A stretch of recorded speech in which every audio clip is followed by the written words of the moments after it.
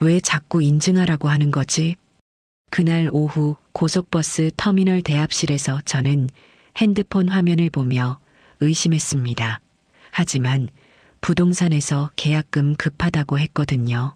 딸 옆에서 카페 하려면 오늘 보내야 해. 그렇게 생각했죠. 공인인증서를 몇 번이고 입력했습니다. 1시간도 안 돼서 핸드폰이 울렸어요. 고객님, 통장에서 8천만 원이 넘는 돈이 출금됐는데 본인 거래 맞으십니까? 30년 가까이 신발 가게 운영하며 모은 돈 전부였습니다. 남편 떠난 후 여러 해 동안 악착같이 모은 돈이었어요. 전날 가게 열쇠를 새 주인에게 건넸습니다. 이제 돌아갈 곳도 없었죠. 1시간도 채 안 되는 시간, 그게 제 평생을 무너뜨렸습니다. 도대체 어떻게 이런 일이 가능한 걸까요? 시청 전 구독과 좋아요를 누르시면 로또에 당첨되는 행운이 올 수 있습니다. 그리고 지금 어디에서 시청하고 계신지 댓글로 남겨주세요. 여러분의 이야기도 듣고 싶습니다. 그럼 지금부터 시작되는 이야기 속으로 함께 들어가 볼까요? 그날은 목요일이었습니다. 가게 문을 열면서 저는 깊은 숨을 들이쉬었어요. 오늘이 마지막이구나. 30년 가까이 매일 아침연. 이 문을 오늘 저녁엔 마지막으로 닫게 되는구나. 신발 가게는 작았습니다. 길거리에 면한 10평 남짓한 공간이었죠. 하지만 제겐 전부였어요. 남편이 세상을 떠난 후 여러 해 동안 이 가게가 제 유일한 삶이었습니다. 아침 9시 첫 손님이 들어왔어요. 단골 할머니셨습니다. 사장님, 오늘 마지막이라며? 섭섭하네. 저는 웃으며 대답했습니다. 그동안 감사했어요. 이제 딸 옆 동네 가서 편하게 살려고요. 할머니가 운동화 한 켤레를 사셨어요. 마지막이니까 이거라도 사야지. 계산하면서 손이 떨렸습니다. 이 계산대도, 이 진열대도 모두 오늘이 마지막이구나. 오후가 되자 단골 손님들이 하나둘 들어왔습니다. 사장님, 그동안 수고하셨어요. 새로운 인생 응원합니다. 그런 말들을 들으니 가슴 한편이 뭉클했어요. 저녁 7시 마지막 손님이 나갔습니다. 가게 안을 천천히 둘러봤어요. 신발 진열대, 작은 의자, 남편이 만들어줬던 신발장, 하나하나가 추억이었습니다. 남편 생각이 났어요. 여보, 우리 이 가게로 수진이 대학까지 보냈잖아. 고생 많았어. 남편이 떠나기 전 마지막으로 했던 말이었습니다. 그때 저는 남편 손을 꼭 잡고 말했죠. 나 혼자서도 잘할 수 있어. 걱정 마. 그리고 여러 해가 흘렀습니다. 새벽 6시에 가게 열고 밤 9시에 닫으며 살았어요.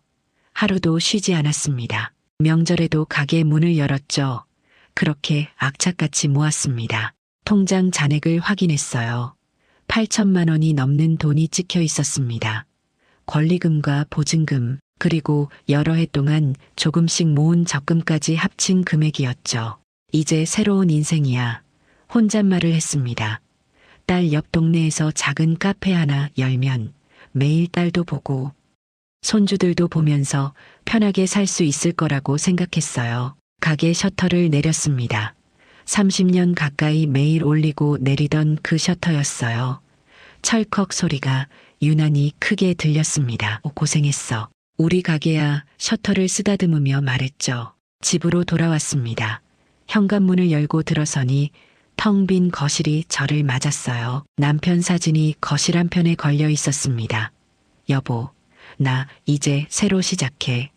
딸 옆에서 행복하게 살 거야. 그날 밤 잠이 오지 않았습니다.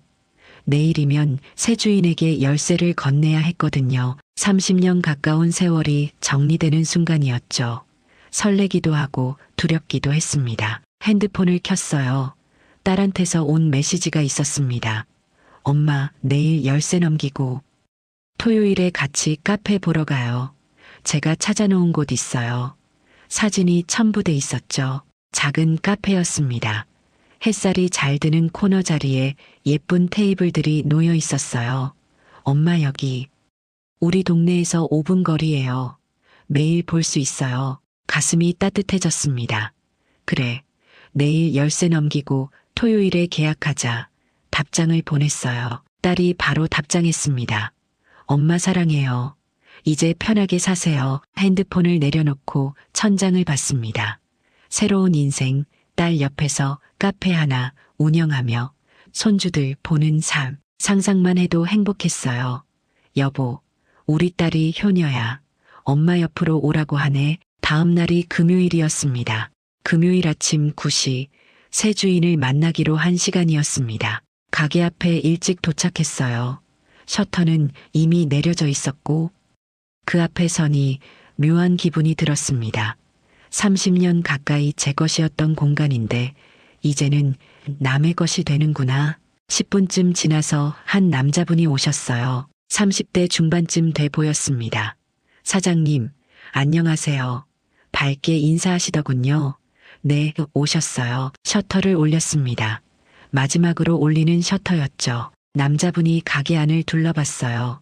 와, 정말 깔끔하게 관리하셨네요. 진열대도 상태가 좋고 30년 가까이 썼지만 아껴 썼어요. 제가 말했습니다. 남자분이 웃으며 고개를 끄덕였죠. 사장님 덕분에 제가 좋은 가게 인수하게 됐네요. 계약서를 꺼냈습니다. 부동산에서 미리 준비해둔 서류들이었어요. 권리금, 입금 확인증도 있었고 보증금 반환 서류도 있었습니다. 하나하나 확인하면서 사인했죠. 이제 열쇠 드릴게요. 제 손이 떨렸습니다.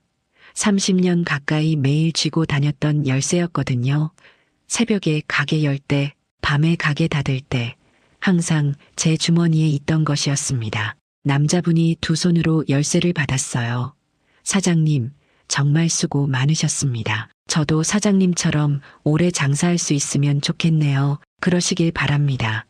목이 메었습니다. 손님들한테 친절하게 하시고요. 단골 할머니들 많으니까 잘 챙겨드려요. 네, 꼭 그렇게 하겠습니다. 남자분이 진지하게 대답했습니다. 가게를 나왔어요. 뒤돌아보니 남자분이 진열대를 정리하고 계셨습니다. 이제 저 공간은 제 것이 아니구나. 가슴 한편이 허전했습니다. 집으로 돌아와서 핸드폰을 켰어요. 은행 앱을 열었습니다. 통장 잔액을 확인했죠. 8천만 원이 넘는 돈이 그대로 있었습니다. 이제 이 돈으로 새로 시작하는 거야. 딸한테 전화를 걸었습니다. 수진아, 열쇠 넘겼어. 엄마, 수고하셨어요. 이제 내일 카페 보러 가면 되죠? 응, 아침에 고속버스 타고 갈게. 엄마, 제가 부동산이랑 약속 잡았어요. 내일 오후 3시에 카페에서 만나기로 했어요. 계약금 준비해 오시면 돼요. 알았어. 얼마 준비하면 돼? 부동산에서 일단 3천만 원 정도 준비하시라고 했어요. 권리금 일부랑 보증금 일부 합쳐서요. 그래, 알았어. 내일 봐. 전화를 끊었습니다. 가슴이 두근거렸어요. 내일이면 새로운 시작이구나. 딸 옆 동네에서 작은 카페를 운영하는 제 모습이 그려졌습니다. 그날 저녁짐을 쌌어요. 1박 2일 정도면 될 것 같았습니다. 계약하고 딸네 집에서 하루 묵고 오면 되니까요. 가방에 옷가지 몇 벌과 세면도구를 넣었죠. 잠들기 전 남편 사진을 봤습니다. 여보, 나 내일 새 인생 시작해. 딸이 엄마 옆으로 오라고 했어. 카페 하나 하면서 손주들 보면서 살 거야. 당신도 좋아하겠지? 사진 속 남편은 웃고 있었습니다. 마치 잘했어. 이제 편하게 살아라고 말하는 것 같았어요. 다음 날이 토요일이었습니다. 아침 일찍 일어났어요. 거울을 보니 얼굴에 기대감이 가득했습니다. 오늘부터 새로운 인생이구나. 샤워하고 깔끔하게 옷을 입었죠. 가방을 들고 집을 나섰습니다. 버스 정류장까지 걸어가는 길이 가벼웠어요. 하늘이 맑았습니다. 날씨도 제 기분을 축하해 주는 것 같았죠. 고속버스 터미널에 도착했습니다. 표를 끊었어요. 오후 1시 출발 버스였습니다. 3시까지 도착하면 되니까 시간 여유 있겠네. 혼잣말을 했습니다. 대합실에 앉아서 기다렸어요. 아직 출발까지 1시간 정도 남았습니다. 주변을 둘러보니 여행 가는 사람들, 고향 가는 사람들로 붐볐습니다. 핸드폰을 꺼냈습니다. 딸한테 메시지를 보내려고요. 수진아, 지금 터미널이야. 일시버스 타고 가. 그런데 메시지가 전송되지 않았습니다. 데이터가 꺼져 있었어요. 아, 데이터 아끼려고 껐었지. 와이파이를 켜야겠다고 생각했습니다. 설정을 열어서 와이파이 목록을 봤죠. 여러 개가 떴습니다. 공공 무료 와이파이라고 쓰인 것도 있었고 터미널 이름이 들어간 것도 있었어요. 이거 연결하면 되겠네. 제일 위에 있는 걸 눌렀습니다. 연결됐다는 표시가 떴어요. 됐다. 이제 딸한테 메시지 보낼 수 있겠다 싶었죠. 그때였습니다. 핸드폰에 문자가 하나 왔습니다. 발신자 이름을 보니 수진이었어요. 제 딸 이름이었죠. 수진이가 뭔 일이지? 문자를 열었습니다. 엄마, 부동산에서 연락 왔는데요. 카페 주인이 오늘 급하게 일이 생겨서 계약을 오후 3시가 아니라 오후 2시로 당겨야 한대요. 그리고 계약금도 미리 송금해야 한대요. 다른 사람도 보고 싶다고 해서 빨리 안 하면 못할 수도 있어요. 가슴이 철렁했습니다. 다른 사람한테 넘어가면 어떡해?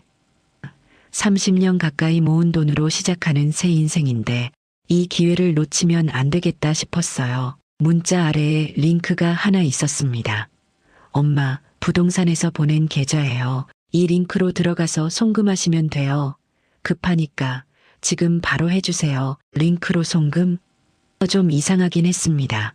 하지만 요즘은 다 이렇게 한다고 들었어요. 젊은 사람들은 카톡으로 송금도 하고 링크로 결제도 한다고 하더군요. 망설였습니다. 전화해서 확인해 볼까? 하지만 딸이 급하다고 했으니까요. 계약 시간도 당겨졌다고 했고 다른 사람한테 넘어갈 수도 있다고 했습니다. 링크를 눌렀습니다. 화면이 바뀌더니 뭔가 다운로드 된다는 표시가 떴어요. 뭐가 깔리는 거지? 의아했지만 확인 버튼을 눌렀습니다. 잠시 기다리라는 메시지가 떴죠. 몇 초 후 화면이 또 바뀌었습니다. 은행 로그인 화면 같은 게 나왔어요. 고객님의 안전한 거래를 위해 보안 업데이트가 필요합니다. 아래에 로그인해 주세요. 보안 업데이트? 요즘 은행에서 자꾸 보안 강화한다고 문자 보내니까 그런가 보다 했습니다. 아이디와 비밀번호를 입력했어요. 또 화면이 바뀌었습니다. 본인 확인을 위해 공인인증서 비밀번호를 입력해 주세요. 공인인증서 입력창이 떴습니다. 손가락이 떨렸어요. 비밀번호를 입력했습니다. 확인 버튼을 눌렀죠. 화면이 잠깐 멈췄다가 다시 같은 창이 떴습니다. 다시 입력해 주세요. 왜 또 입력하라고 하지? 의심스러웠습니다. 하지만 가끔 인증이 안 되는 경우도 있으니까요. 다시 입력했어요. 또 같은 창이 떴습니다. 본인 확인을 위해 한 번 더 입력해 주세요. 이번엔 정말 이상했습니다. 왜 자꾸 인증하라고 하는 거지? 주변을 둘러봤어요. 다른 사람들은 각자 핸드폰 보거나 책 읽거나 하고 있었습니다. 아무도 저를 신경 쓰지 않았죠. 급하니까 일단 하자. 딸이 급하다고 했고 계약 시간도 당겨졌다고 했습니다. 다른 사람한테 넘어가면 안 되니까요. 다시 입력했어요. 이번엔 화면이 바뀌더니 송금 중입니다라는 메시지가 떴습니다. 로딩 표시가 빙글빙글 돌았어요. 아, 이제 되는구나. 30초쯤 지났을까요? 화면이 원래대로 돌아왔습니다. 문자 메시지 화면이었어요. 잘 처리됐나? 확인하려고 은행 앱을 열려는데 또 같은 창이 떴습니다. 추가 인증이 필요합니다. 공인인증서 입력창이었어요. 또 정말 이상했습니다. 하지만 이미 여기까지 했는데 멈출 수도 없었어요. 계약금 보내야 하니까요. 딸이 기다리고 있고 부동산도 기다리고 있을 텐데 손가락을 움직였습니다. 비밀번호를 입력했어요. 한 번, 두 번, 세 번, 대체 몇 번을 입력하라는 거야? 짜증이 났지만 참았습니다. 시계를 봤어요. 벌써 1시간 가까이 지났습니다. 버스 출발 시간이 다가오고 있었죠. 빨리 끝내야 하는데 마지막으로 한 번 더 입력했습니다. 이번에야말로 되겠지 싶었어요.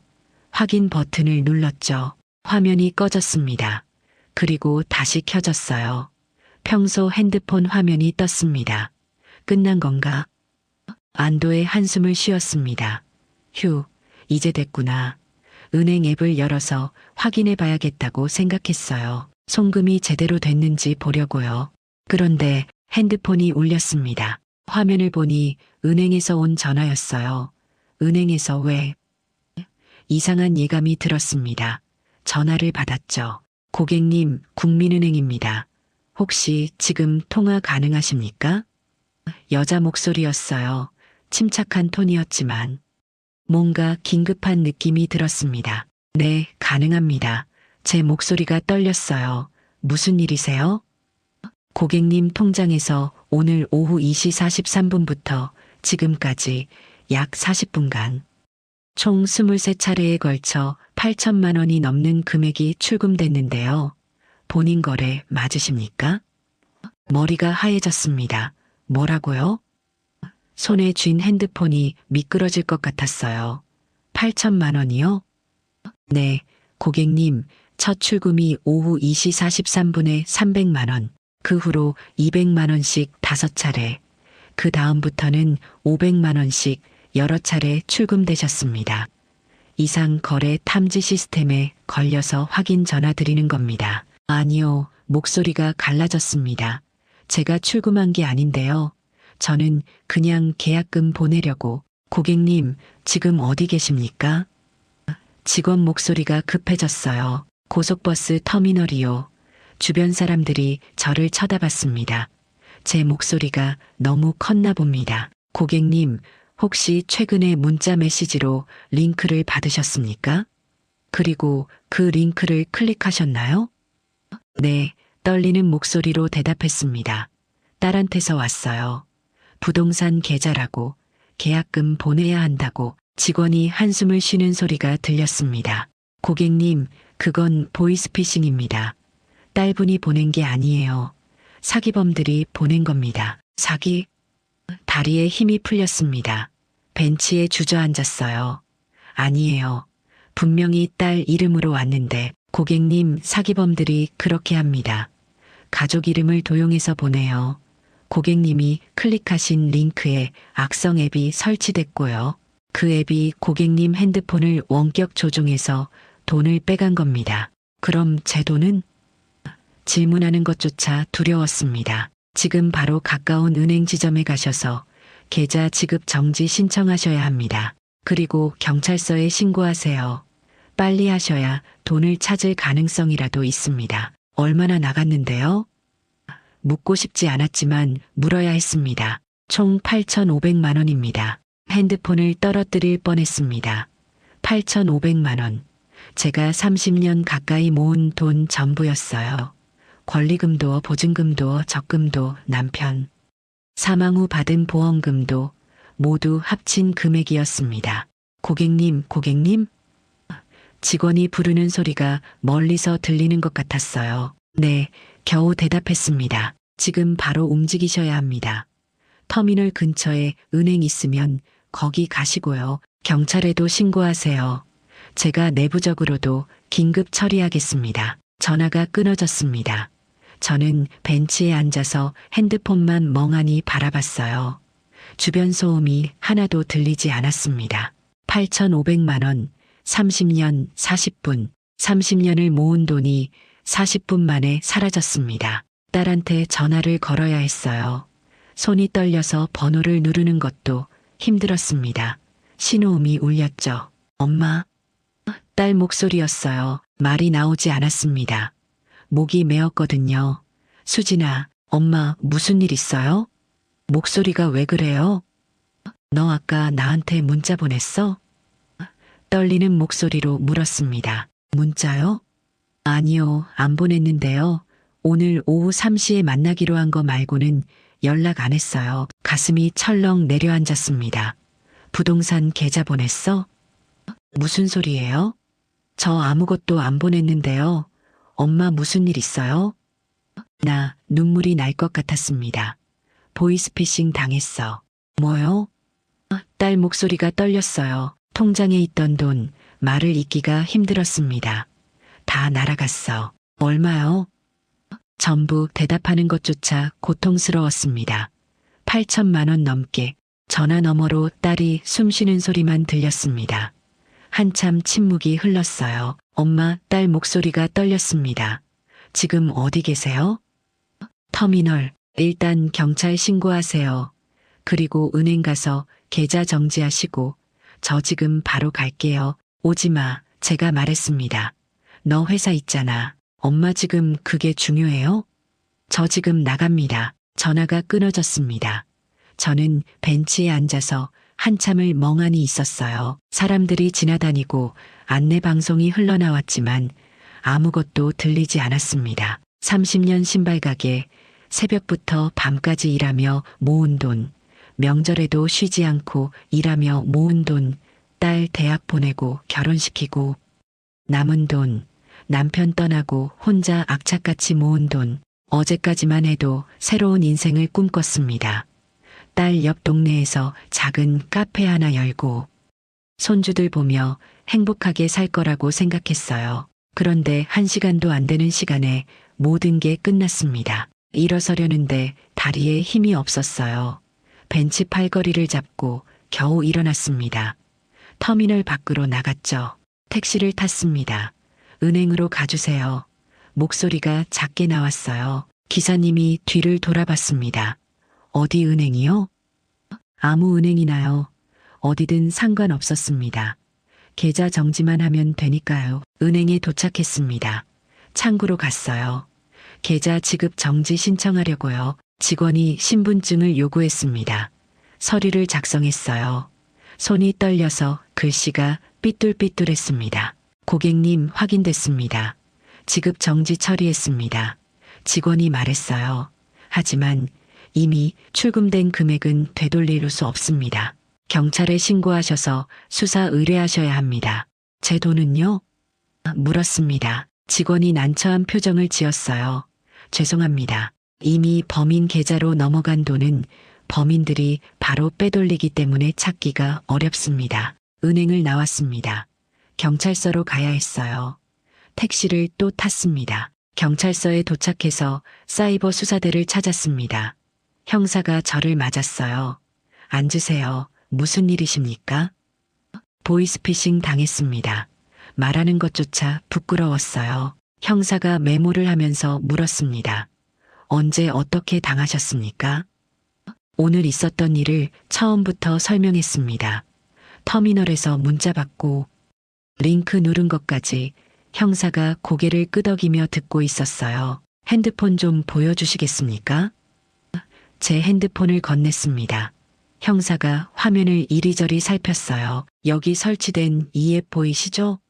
이게 악성 앱입니다. 링크 누르실 때 자동으로 깔린 겁니다. 이 앱이 고객님 핸드폰을 원격 조종해서 돈을 빼간 거예요. 그럼 범인을 잡을 수 있습니까? 간절하게 물었습니다. 형사가 난처한 표정을 지었어요. 최선을 다하겠습니다만 솔직히 말씀드리면 쉽지 않습니다. 요즘 이런 조직들은 해외에 거점을 두고 있고요. 국내 계좌는 대포 통장을 쓰기 때문에 돈이 빠르게 빠져나갑니다. 제 돈은요? 또 물었습니다. 수사는 진행하겠습니다. 진전이 있으면 연락드릴게요. 피해 신고서를 작성했습니다. 서명하는 순간 눈물이 날 것 같았지만 참았어요. 경찰서를 나왔습니다. 해가 기울고 있었어요. 딸한테 전화가 왔습니다. 엄마, 지금 어디세요? 경찰서 나왔어. 제가 차 가지고 가고 있어요. 30분 후에 도착해요. 거기서 기다리세요. 딸이 도착했습니다. 차에서 내린 딸은 제 얼굴을 보자마자 울먹였어요. 엄마 하지만 저는 울 수 없었습니다. 이미 눈물도 마른 것 같았거든요. 딸이 차 문을 열어줬습니다. 조수석에 앉았어요. 딸이 운전석에 올라타더니 저를 꼭 안았습니다. 엄마 괜찮아요? 괜찮지 않아. 솔직하게 대답했습니다. 30년 모은 돈이 1시간도 안 돼서 날아갔어. 딸이 눈물을 닦았어요. 일단 우리 집 가요. 거기서 천천히 생각해요. 차가 출발했습니다. 창밖을 봤어요. 거리 풍경이 스쳐 지나갔지만 아무것도 눈에 들어오지 않았습니다. 엄마, 가게는요? 딸이 조심스럽게 물었어요. 어제 열쇠 넘겼어. 제 목소리가 작았습니다. 새 주인이 오늘부터 인테리어 들어간대. 그럼 딸이 말을 멈췄어요. 돌아갈 수 없는 거네요. 응, 고개를 끄덕였습니다. 돌아갈 곳이 없어. 침묵이 흘렀습니다. 딸이 핸들을 꽉 쥐고 있는 게 보였어요. 손등에 핏줄이 튀어나와 있었습니다. 엄마, 제가 도와드릴게요. 딸이 말했어요. 제 월급이 많지는 않지만 너도 애들 키우느라 힘들잖아. 제가 말했습니다. 내가 알아서 할게. 엄마 혼자 어떻게 하세요? 딸 목소리가 떨렸어요. 8천만 원이 넘는 돈이 없어졌는데 모르겠어. 솔직하게 말했습니다. 앞으로 어떻게 살아야 할지. 차가 아파트 단지에 들어섰습니다. 주차하고 엘리베이터를 탔어요. 딸네 집 12층이었습니다. 현관문을 열고 들어가니 사위가 나왔습니다. 장모님, 인사했지만 뭐라고 대답해야 할지 몰랐어요. 그냥 고개만 끄덕였습니다. 거실 소파에 앉았어요. 딸이 물을 갖다 줬습니다. 엄마, 일단 좀 쉬세요. 물을 마셨습니다. 목구멍이 타는 것 같았어요. 물 한 잔을 다 마셨는데도 목이 마른 것 같았습니다. 사위가 말했습니다. 장모님, 정말 어처구니 없는 일을 당하셨네요. 저희가 도와드릴 수 있는 게 있으면 말씀하세요. 괜찮아. 제가 말했습니다. 내가 알아서 할게. 딸이 눈물을 닦으며 말했어요. 엄마, 그렇게 말씀하지 마세요. 저희가 가족이잖아요. 나 때문에 너희까지 힘들게 하고 싶지 않아. 제 목소리가 떨렸습니다. 그날 밤 딸네 집 작은 방에서 잤습니다. 아니, 잔 게 아니라 그냥 누워 있었어요. 잠이 오지 않았거든요. 천장을 보면서 생각했습니다. 어제까지만 해도 새로운 인생을 꿈꿨는데 딸 옆에서 카페 하나 열고 손주들 보며 행복하게 살 거라고 생각했는데 하루 만에 모든 게 사라졌습니다. 가게도, 돈도, 꿈도. 차라리 가게 정리 안 할 걸. 후회가 밀려왔어요. 그냥 계속 가게 했으면 됐는데, 하지만 이미 늦었습니다. 열쇠는 새 주인에게 넘어갔고, 새 주인은 오늘부터 인테리어를 시작했을 거예요. 돌아갈 수 없었습니다. 핸드폰을 켰어요. 은행 앱을 열었습니다. 통장 잔액을 확인했죠. 47만 원. 그게 제 통장에 남은 돈 전부였습니다. 어제까지 8천만 원이 넘게 있었는데 이제는 47만 원밖에 없었어요. 47만 원으로 앞으로 어떻게 살지? 계산해 봤습니다.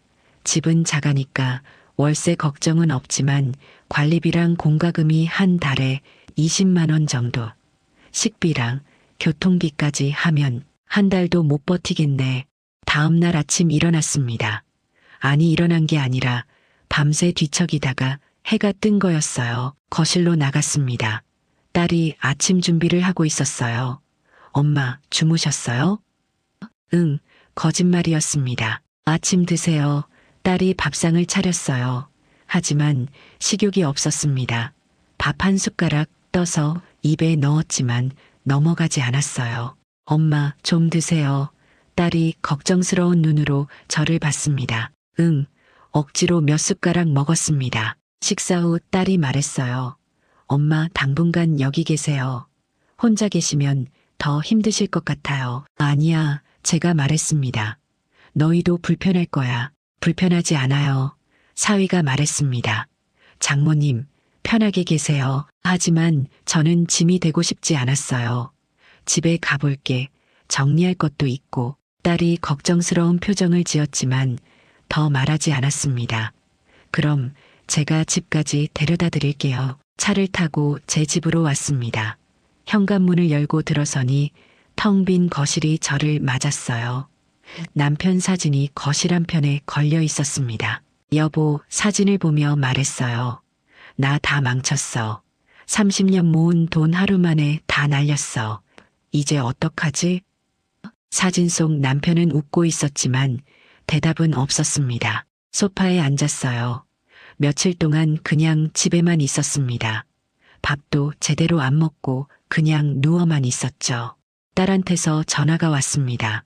엄마, 괜찮으세요? 응, 괜찮아. 밥은 드세요? 응, 거짓말이었습니다. 냉장고에 있는 김치랑 계란으로 대충 끼니를 때웠어요. 식욕이 없었거든요. 일주일쯤 지났을까요? 통장 잔액을 확인했습니다. 47만 원에서 관리비 20만 원이 빠져나갔어요. 27만 원 남았습니다. 이러면 안 되겠다. 일어나야 했어요.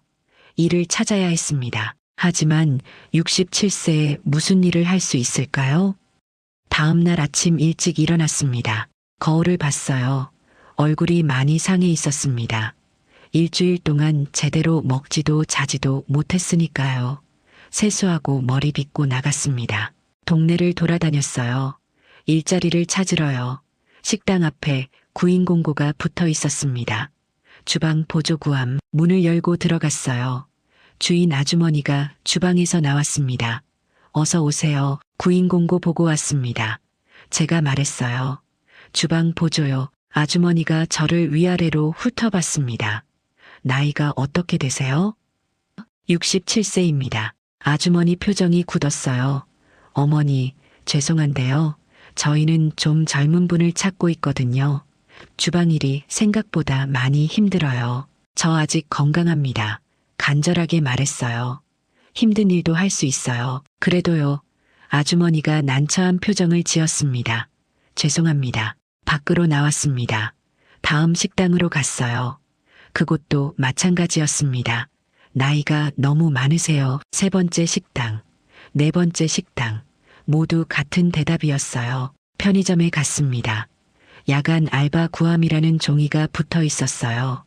들어가서 주인에게 말했습니다. 야간 알바 자리 알아보러 왔어요. 주인이 저를 보더니 고개를 저었습니다.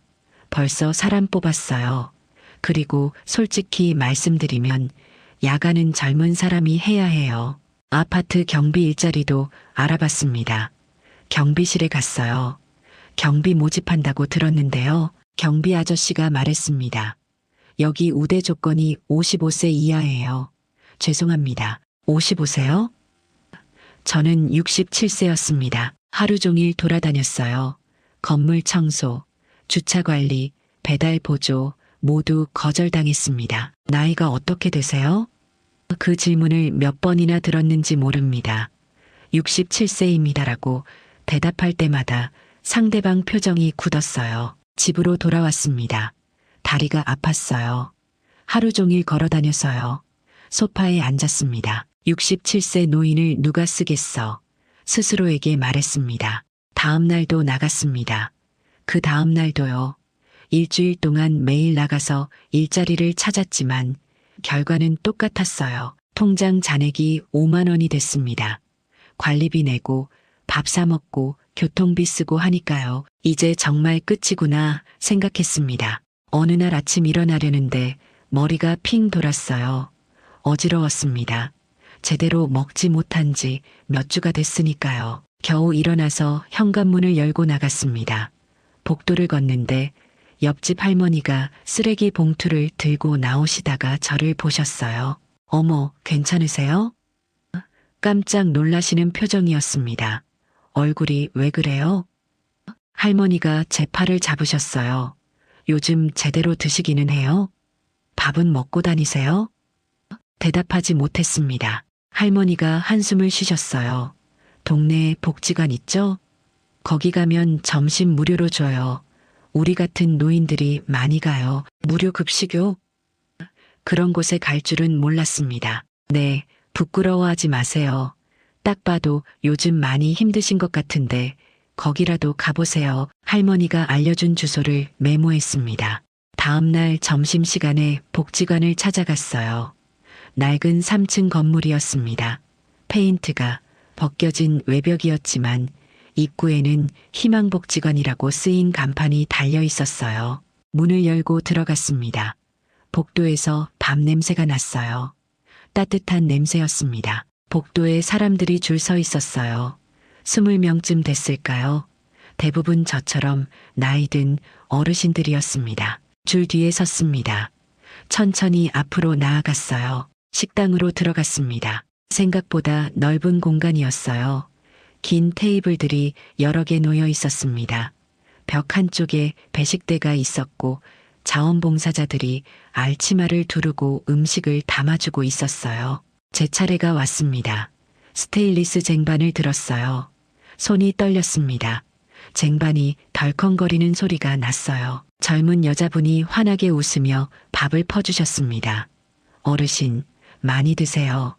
오늘 국이 정말 맛있어요. 감사합니다. 목소리가 작게 나왔어요. 부끄러웠거든요. 밥과 된장국, 김치, 시금치나물, 콩나물, 4가지를 받았습니다. 빈자리를 찾아 구석 자리에 앉았어요. 숟가락을 들었습니다. 손이 여전히 떨렸어요. 된장국을 한술 떠서 입에 넣었습니다. 따뜻했습니다. 눈물이 날 뻔했지만 참았어요.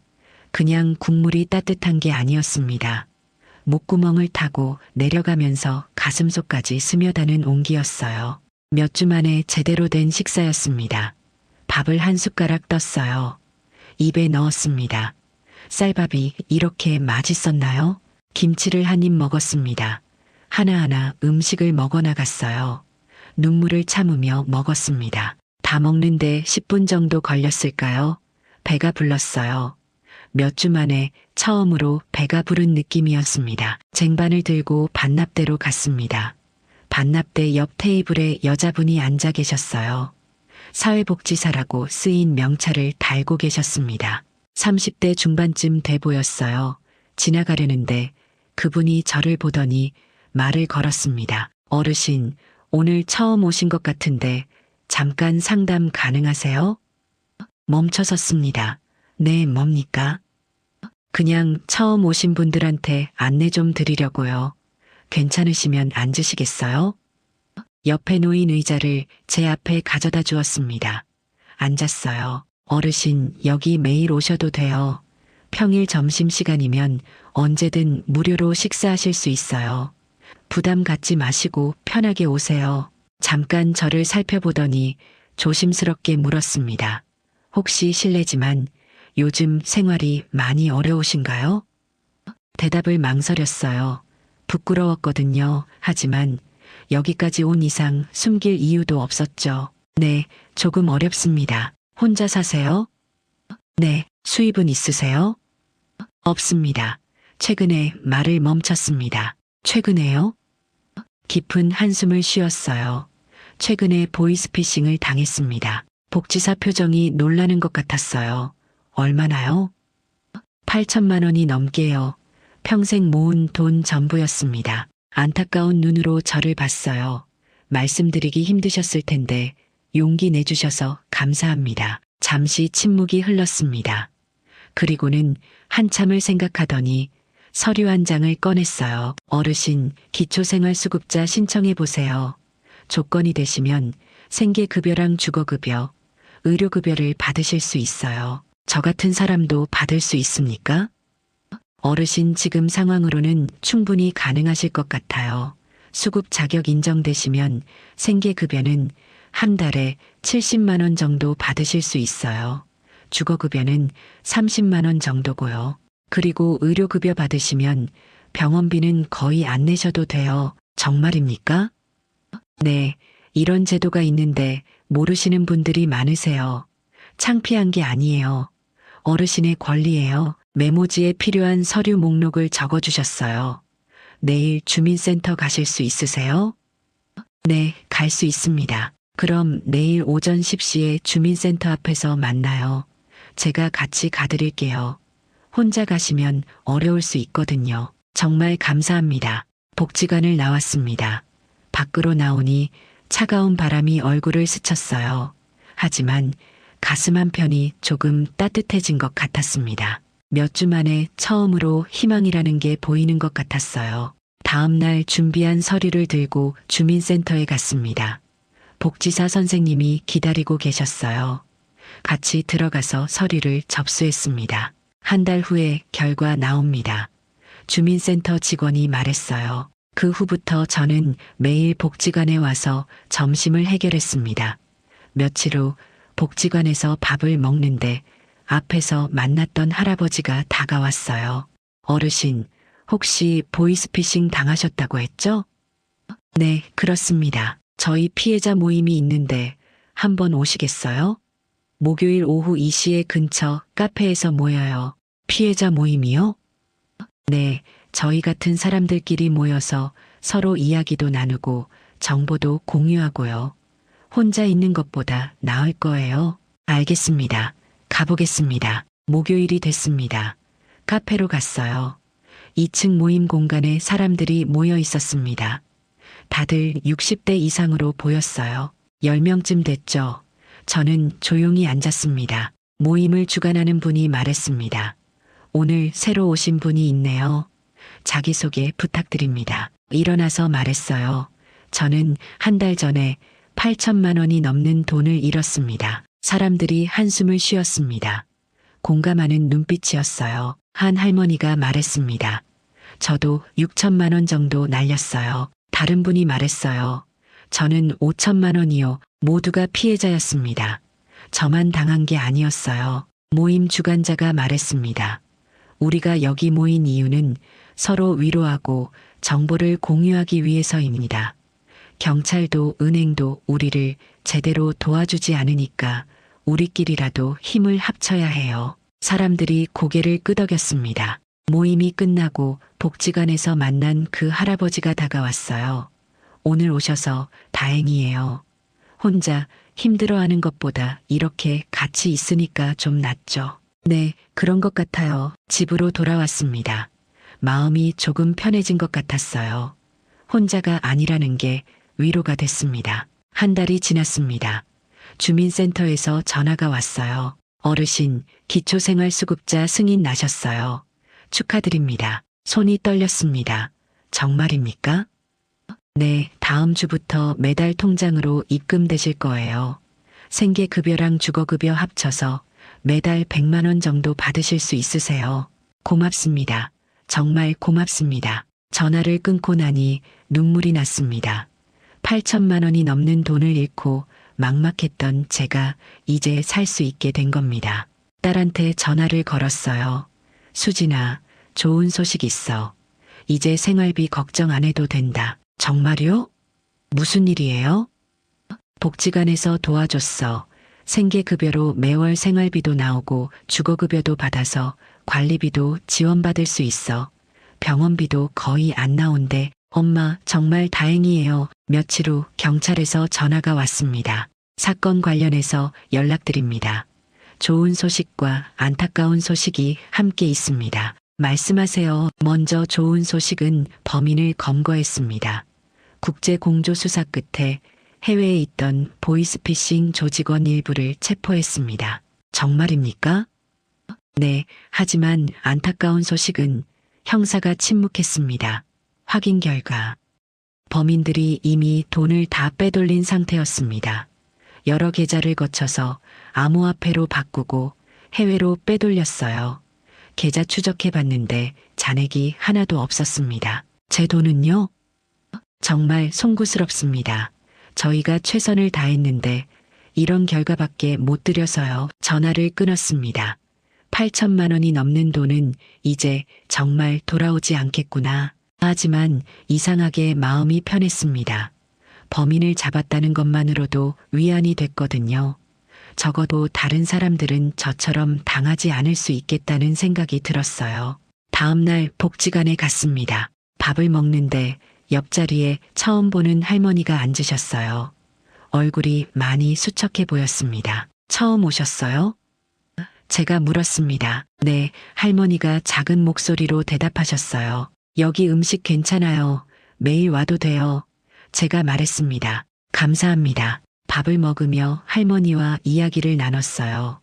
혼자 사신다고 했습니다. 생활이 많이 어렵다고 했어요. 1층에 사회복지사 선생님 계세요. 힘든 일 있으시면 꼭 가셔서 상담받아 보세요. 자격이 되시면 생계급여 같은 지원도 받으실 수 있을 거예요. 생계급여요? 네, 어려운 노인들을 나라에서 지원해주는 제도예요. 저도 받고 있어요. 꼭 가보세요. 할머니가 고맙다고 하셨습니다. 제가 받은 도움을 다른 사람한테 전할 수 있다는 게 뿌듯했어요. 그날 저녁 집으로 돌아오는 길에 석양이 아름답게 비쳤습니다. 골목을 걸어 올라가는데 문득 생각이 들었어요. 저는 전 재산을 한순간에 잃고 죽고 싶을 만큼 힘들었지만 이제는 다시 살 수 있겠다는 희망이 생겼습니다. 많지는 않아도 하루하루 살아갈 수는 있으니까요. 집에 도착해서 남편 사진을 봤습니다. 여보, 나 전 재산 다 날렸어. 하지만 이제 다시 시작할 수 있을 것 같아. 딸도 걱정해주고 복지관 선생님들도 도와주고 혼자가 아니더라고. 사진 속 남편은 웃고 있었습니다. 마치 잘했어. 포기하지 말라고 말하는 것 같았어요. 핸드폰을 꺼냈습니다. 화면을 켰어요. 여러분께 꼭 말씀드리고 싶은 게 있습니다. 터미널이나 카페, 휴게소에서 무료 와이파이를 함부로 연결하지 마세요. 공공기관에서 제공하는 것처럼 보여도 가짜일 수 있어요. 저처럼 30년 모은 돈이 한 시간도 안 되어 사라질 수 있습니다. 그리고 모르는 번호로 온 문자 메시지 링크는 절대 누르지 마세요. 아무리 급해 보여도 먼저 전화로 확인하세요. 저는 딸 이름으로 온 문자를 보고 의심 없이 눌렀다가 모든 걸 잃었습니다. 문자나 전화로 본인 인증하라고 하는 건 100% 사기예요. 보안 업데이트 한다고 인증번호 입력하라는 것도 다 사기입니다. 절대 함부로 입력하면 안 됩니다. 만약 피해를 당하셨다면 1분 1초라도 빨리 경찰서와 은행에 신고하세요. 시간이 지나면 돈을 찾기 더 어려워집니다. 그리고 여러분, 혹시 지금 어려운 생활을 하고 계시다면 혼자 힘들어하지 마세요. 저도 처음엔 무료 급식이라는 말 자체만으로도 부끄러웠습니다. 하지만 용기 내서 주변 복지관이나 주민센터에 가셔서 상담받으세요. 우리가 쉽게 알지 못했던 정부 혜택들이 많이 있습니다. 창피한 게 아니라 권리예요. 주변에 피해자 모임이 있다면 찾아가 보세요. 혼자가 아니라는 걸 알게 됩니다. 저는 한 번의 실수로 전 재산을 모두 잃었습니다. 30년을 모은 돈이 사라졌죠. 하지만 여러분은 저처럼 되지 마세요. 만약 딸이나 아들 이름으로 급하다는 문자가 온다면 5초만 멈춰서 생각해 보세요. 정말 우리 아이가 맞는지, 만약 무료 와이파이를 연결하려는 순간이 온다면 제 이야기를 떠올려 주세요. 우리 같은 노인의 삶 속에 노후 자금은 한 번 잃으면 다시 모으기 어렵습니다. 여러분들은 부디 저와 같은 실수를 겪지 않으시길 바랍니다. 주변에서 저와 같은 문자를 받아보신 적이 있으신가요? 댓글로 여러분의 이야기를 들려주세요. 우리의 이 사연이 마음에 남았다면 좋아요를 눌러주세요. 그리고 소중한 사람들과 함께 이 이야기를 나눠주시길 바랍니다. 여러분의 한마디가 누군가에겐 큰 위로가 될 수 있습니다. 영상이 마음에 드셨다면 구독과 좋아요, 응원 부탁드립니다. 감사합니다.